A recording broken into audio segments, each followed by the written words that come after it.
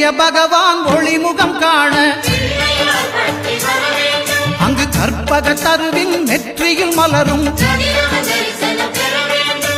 சூரிய பகவான் ஒளிமுகம் காண அங்கு கற்பக தருவின் நெற்றியில் மலரும் இருளை விலக்கி உலகை எழுப்பும் ஞாயிறு அங்கே குடியிருப்பான் அவன் ஆனை முகத்தனின் அடியவர் மனத்தில் ஒளியாய் வந்து கொலுவிருப்பான்